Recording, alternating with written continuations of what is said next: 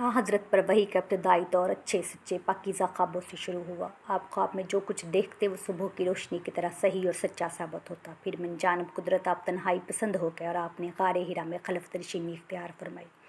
और कई दिन और रात वहाँ मुसलसल इबादत और याद ज़िक्र व फ़िक्र में मशगूल रहते। जब तक घर आने को दिल न चाहता तोशा हमरा लिए हुए वहाँ रहते। तोशा ख़त्म होने पर ही अहलिया मोहतरमा हज़रत खदीजा के पास तशरीफ़ लाते और कुछ तोशा हमरा लेकर फिर वहाँ जाकर खलवत गज़ी हो जाते। यही तरीका जारी रहा जहाँ तक कि आप पर हक मुनकशिफ हो गया और आप गारे हिरा में क़याम पज़ीर थे कि अचानक हज़रत जिब्राइल आपके पास हाज़िर हुए कहने लगे कि मोहम्मद पढ़ो। आप फरमाते हैं कि मैंने कहा मैं पढ़ना नहीं जानता। आप फरमाते हैं कि फ़रिश्ते ने मुझे पकड़कर इतने ज़ोर से भींचा कि मेरी ताकत जवाब देगी। फिर मुझे छोड़कर कहा कि पढ़ो। मैंने फिर वही जवाब दिया कि मैं पढ़ा हुआ नहीं हूँ। इस फ़रिश्ते ने मुझको निहायत ही ज़ोर से भींचा कि मुझको सख्त तकलीफ़ महसूस हुई। फिर इसने कहा कि पढ़। मैंने कहा मैं पढ़ा हुआ नहीं हूँ। फ़रिश्ते ने तीसरी बार मुझको पकड़ा और तीसरी मरतबा फिर मुझको भींचा। फिर मुझे छोड़ दिया और कहने लगा कि पढ़ो अपने रब के नाम की मदद से जिसने पैदा किया और इंसान को खून की फुटकी से बनाया। पढ़ो और आपका रब बहुत ही मेहरबानियाँ करने वाला है। बस यही आयतें आप हज़रत जिब्राइल से सुनकर इस हाल में गारे हिरा से वापस हुए कि आपका दिल इस अनोखे वाक़े से काँप रहा था। आप हज़रत खदीजा के यहाँ तशरीफ़ लाए और फरमाया कि मुझे कंबल उड़ा दो, मुझे कंबल उड़ा दो। लोगों ने आपको कंबल उड़ा दिया। जब आपका डर जाता रहा तो आपने अपनी ज़ौजा मोहतरमा हज़रत खदीजा को तफसील के साथ ये वाक़या सुनाया और फरमाने लगे कि मुझे अपनी जान का खौफ हो गया है। आपकी अहलिया मोहतरमा हज़रत खदीजा रज़ी अल्लाह अन्हा ने आपकी ढारस बंधाई और कहा कि आपका ख्याल सही नहीं है। खुदा की कसम आपको अल्लाह कभी रुसवा नहीं करेगा। आप तो इखलाक के फासला के मालिक हैं। आप तो कुंबाए परवर हैं। बेकसों का बोझ अपने सर पर रखते हैं।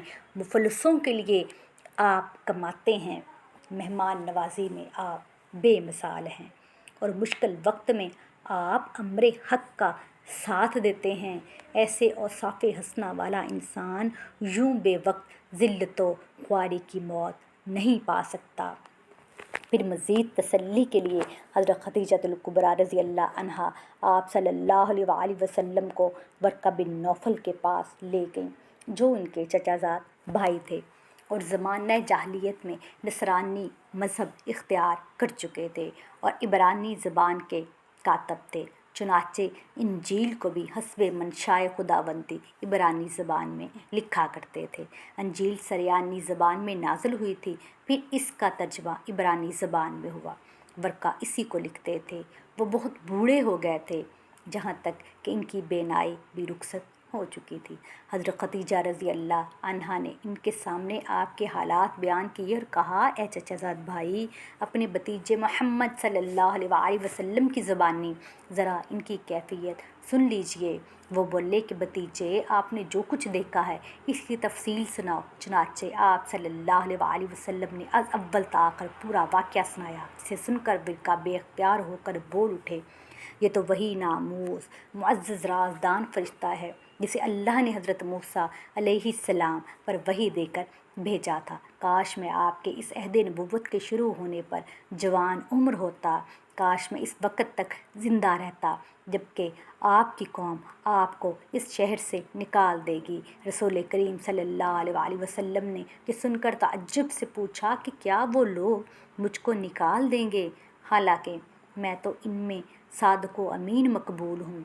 वर्का बोला, हाँ ये सब कुछ सच है, मगर जो शख्स भी आपकी तरह अमरे हक लेकर आया, लोग इसके दुश्मन ही हो गए हैं। अगर मुझे आपकी नबुव्वत का वो ज़माना मिल जाए तो मैं आपकी पूरी मदद करूँगा। मगर वर्का कुछ दिनों के बाद इंतकाल कर फिर कुछ अरसा वही का सिलसिला रुक गया।